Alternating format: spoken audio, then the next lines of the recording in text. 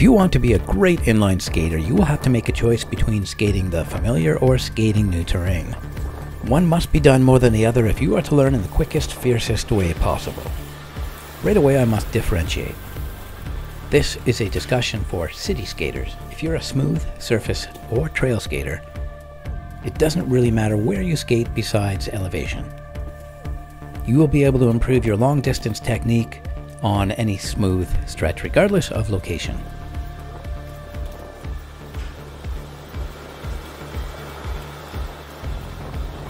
Okay, for you city skaters now.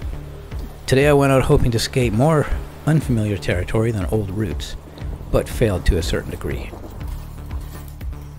This was a bit of a 50-50 skate, which means I covered more new terrain than usual, but less than planned.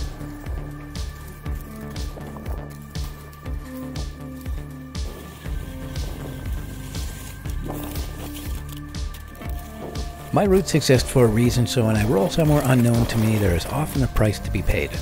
Rough or unsuitable terrain, or the dreaded dead end.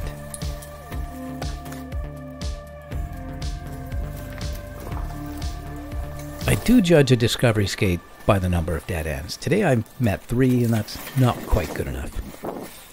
But I got very tired on some of this rough. It's funny how a rough section I know feels significantly smoother than a better surface I'm not familiar with. This whole stretch here is a little crazy, but to me it's quite easy and untaxing.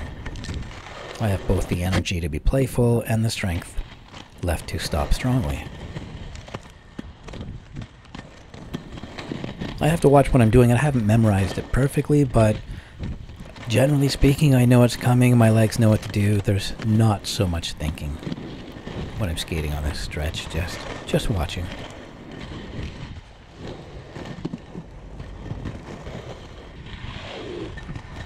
So my definitive answer on the subject overall is that most of my sections should be familiar.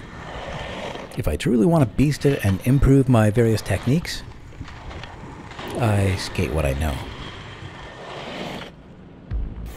And when I do lash out and go into the unfamiliar stuff like this alley here, it's almost comforting how I find that I naturally gravitate towards the familiar when I'm fatigued. As annoying as it is, it seems sometimes I've found all the best places already. I have to skate much further than I did today for any real dramatic discoveries. Well, maybe that might not be right. It's possible I'm walking past something every day that's like a throughway to something quite interesting, or a place I should be skating. This downhill is so familiar, but I take it in a different way each time. The valley today looks like it's full of fur angels, so I go super slow. Play with a technique I love, but don't practice enough. I know the surface, I know what I can get away with here, so I can play.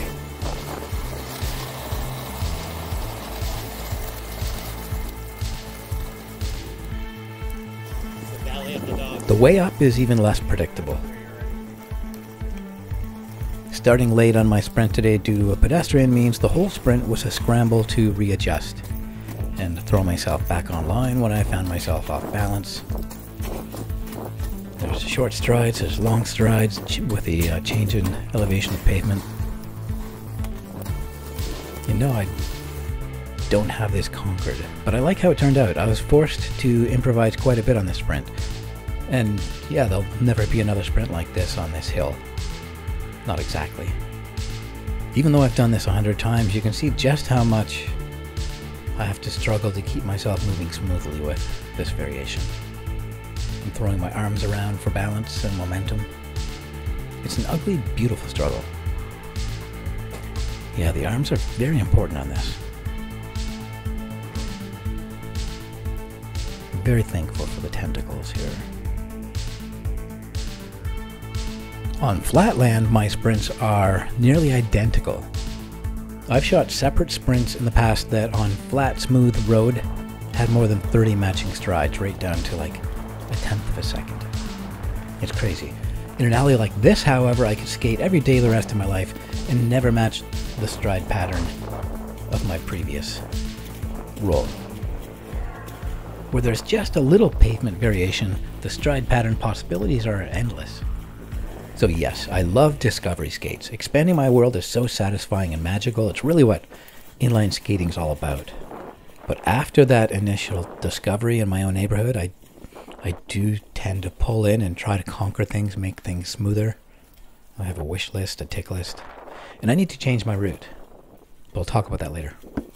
So yeah, I do develop much faster as a skater when I feel safer and I know it's coming. I'm happiest when I have a long route with sections that possess all the toys. Things to jump over, straightaways for sprinting, turns for crossovers and pivots, broken roads, hills, alleys, stairs, ledges. Building a great route that challenges you as a skater should be something you give great thought to, like a whole other hobby. Something fun to think about when you're bored. Don't think about it when you go to bed. You'll never get to sleep. You get sweaty palms. I'll be doing a video about how to build a route soon. A city route. My FR1 skates with the Endless Frame 80 and all the other components is available at Pro Skater's Place. The exact setup I'm wearing here will be available after testing is complete. Today I have a full setup of Cat's Leopard bearings in. I've changed the position of my frame inward a bit and added waxed laces. I'm feeling pretty slick. So to summarize, when you're not entirely new to an area, I suggest that 70% of your route should be familiar. Within a familiar route, you'll be able to judge your current skills against your performance on your routes in the past. Difficult features will become old friends who you will learn how to interact with better every time you see them.